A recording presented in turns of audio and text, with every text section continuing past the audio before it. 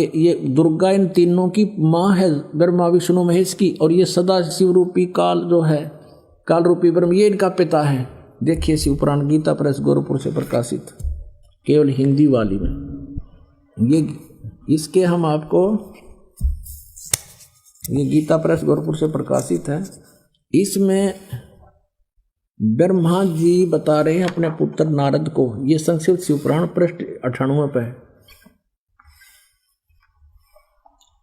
नीचे से अपने पुत्र नारद की यह बात सुनकर लोक पितामह ब्रह्मा वहां इस प्रकार बोले, ये 99 पृष्ठ पर है और ये रुद्र संहिता का 6वां अध्याय है।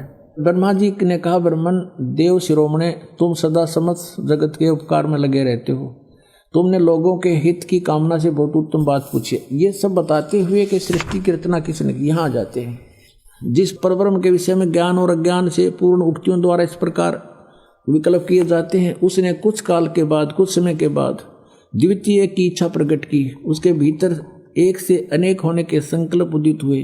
तब उस निराकार परमात्मा ने अपनी लीला शक्ति से अपने लिए एक मूर्ति की कल्पना की, और जो मूर्ति रहित परम ब्रह्म है उसकी मूर्ति कौन है, ये 100 पृष्ठ पर पढ़ रहे हम, 100 पृष्ठ पे भगवान सदाशिव हैं। ये काल है सदाशिव।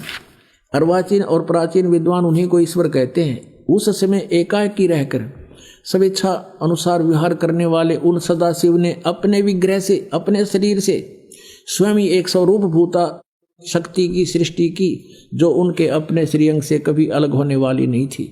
उस पराशक्ति को प्रधान प्रकृति, प्रकृति भी कहते हैं उस दुर्गा को। गुणवती माया बुद्धि तत्व की जननी और विकार रहित बताया गया है। वह शक्ति अंबिका कही गई है, उसी को प्रकृति दोबारा फिर कहा है। प्रकृति सर्वेश्वरी और त्रिदेव जननी नित्या और मूल कारण भी कहते हैं। सदाशिव द्वारा प्रकट की गई उस प्रकृति के 8 भुजाएं, ये प्रकृति दुर्गा को कहते हैं। कति स्पष्ट हो गया। वे जो सदाशिव हैं उन्हें परम पुरुष शिव, शंभु और महेश्वर कहते हैं। 101 पृष्ठ पर हम चल रहे हैं, रुद्र संहिता, गीता प्रेस गोरखपुर से प्रकाशित। वे अपने सारे अंगों पर भस्म रमाए रहते हैं। उन काल रूपी ब्रह्म ने एक ही समय, ये काल रूपी ब्रह्म है, ये काल रूपी ब्रह्म, ये काल है, काल रूपी ब्रह्म ने एक ही समय शक्ति के साथ शिवलोक नामक क्षेत्र का निर्माण किया। अब मैं क्या बताना चाहता हूं आपको, वे प्रिय और प्रियतम रूप शक्ति और शिवा, ये पति पत्नी रूप में उस काशी में रहते हैं। देवर से एक समय उस आनंद मन में रमण करते हुए शिवा और शिव के मन में यह इच्छा हुई कि किसी दूसरे की पुरुष की भी सृष्टि करनी चाहिए, जिस पर यह सृष्टि संचालन का महान भार रखकर हम दोनों केवल काशी में रहकर स्वेच्छा अनुसार विचरें और निर्वाण धारण करें। ऐसा विचार करके, निश्चय करके, शक्ति सहित सर्वव्यापी परमेश्वर शिव ने अपने वाम भाग से 10वें अंग पर अमृत मल दिया, यानी दुर्गा के साथ पति पत्नी व्यवहार किया, जिससे वहां एक पुत्र की उत्पन्न हुई, एक पुरुष प्रकट हुआ, उसका नाम के रखा। ये 102 पृष्ठ पर, ये रुद्र संहिता। शिव बोले, वत्स, व्यापक होने से तुम्हारा विष्णु नाम विख्यात हुआ, यानी विष्णु और ब्रह्मा और शिव का पुत्र है ये काल रूपी ब्रह्म, दुर्गा इसकी पत्नी है। अब फिर ये यहाँ 6वां अध्याय खत्म होगा रुद्र संहिता का, और 7वें में भगवान ब्रह्मा जी कहते हैं देवर से, तत्पश्चात कल्याणकारी परमेश्वर सांब सदाशिव ने पूर्वोत्तर प्रयत्न करके मुझे अपने दाहिने अंग से उत्पन्न किया, जिस प्रकार विष्णु किया वैसे मैं किया, मेरा बेहोश कर दिया। पुण्यात्माओं, ये स्पष्ट हो गया कि दुर्गा को प्रकृति कहते हैं। एक भक्त आता ग्वालियर से और बड़ा वैद्य है, वो वैद्य का भी कार्य करता है, और अच्छा एज्ड आदमी, समझदार बुद्धिमान दिखा था, 3 साल से नाम ले रखा, और इतना कुछ प्रमाण दास देता है। लेकिन कई बार ऐसा होता है कि अनुपस्थिति भी इसका कारण बन जाती है कि हम पूरे ज्ञान को ग्रहण नहीं करते। तो उसने कहा एक दिन 2 वर्ष नाम ले रखा था, उसके बाद कहता है कि आप गलत कहते हो। एक पत्र लिख के दिया कि आप गलत कहते हो, दुर्गा को प्रकृति नहीं कहते, मैं नहीं मानता। मैं बोला वह नहीं मानता तो यहाँ मत आकर, जब तुम मेरे पे विश्वास नहीं इस दास पे, फिर तिराने का यहाँ पर फायदा क्या। उसको हमने यहाँ से मना कर दिया आने को। अब फिर उसने दोबारा पढ़ा अच्छी तरह, किसी ने बताया कि आप गलत कह रहे हो, इसको पढ़ो, सारे प्रमाण दे रखे हैं, लिखा हुआ है। उसने फिर पढ़ा दोबारा, फिर वापस आया, अपनी भूल को स्वीकार किया और कहा मेरी गलती बन गई थी मुझसे, और मैंने ध्यान से सुना नहीं, पढ़ा नहीं था।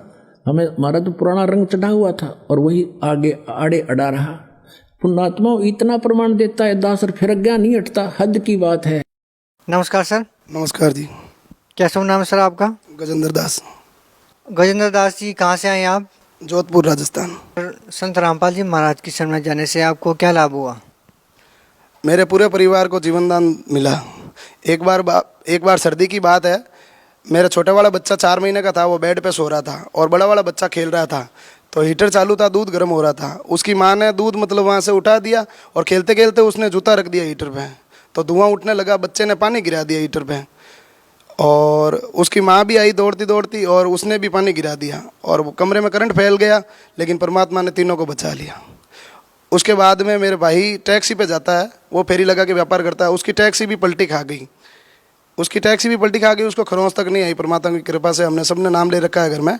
मेरी पत्नी बहुत विरोध करती थी मेरा, मैं रामपाल जी महाराज से नाम ले रखा था, तो उसने भी पॉइजन खा लिया। तो हम उसे अस्पताल लेके गए, ग्लूकोज भी ठीक से नहीं चढ़ा, लेकिन परमात्मा की कृपा से वो भी बच गई और आज गुरुजी के चरणों में है। और मेरी मम्मी डिस्टर्ब है, मेरी मम्मी का 5 साल से इलाज चल रहा था और सारे डॉक्टर दिखा दिए थे जोधपुर के, मानसिक डिस्टर्ब है वो। गुरुजी से नाम दान दिलाने के बाद वो अब ठीक है, सत्संग सुनती है, टाइम पे खाना खाती है, अपने हाथ से नहा धो लेती है। और एक बार सत्संग का टाइम था, मैं मेरे भाई को छोड़ने स्टेशन जा रहा था। उस टाइम एक टैक्सी पीछे से आ रही थी, ब्रेक फेल हो गया उसका।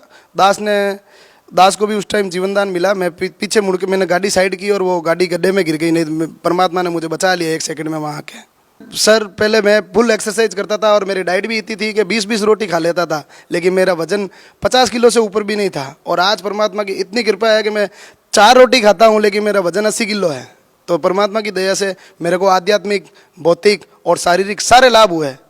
और परमात्मा की इतनी कृपा है कि चमत्कार सुनाते सुनाते मेरी जबान थक जाएगी, इतने परमात्मा ने लाभ दे रखे हैं।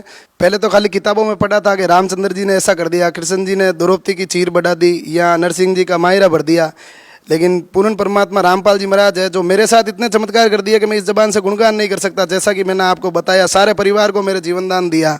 मेरी पहले घर की आर्थिक स्थिति भी ठीक नहीं थी, मोबाइल लेने के भी पैसे नहीं थे, और आज परमात्मा की दया से मेरे पास सब कुछ है जो एक आदमी के पास होना चाहिए। मैं पहले घड़ी थैला फेर के आवाज़ लगा के मतलब मजदूरी करता था, और परमात्मा की कृपा से वर्कशॉप लगा दिया है और घर का काम है बढ़िया, एकदम बढ़िया सुख हो रहे हैं। पूर्ण परमात्मा रामपाल जी महाराज जी मेरे लिए भगवान है। खुद की गाड़ी ले ली, परमात्मा की कृपा से मेरे मकान का लफड़ा था वो भी परमात्मा ने सॉल्व कर दिया। आज परमात्मा की दया पूरे घर पे हो रही है, सारे ने नाम दान ले लिया और परमात्मा की शरण में लगे हुए हैं।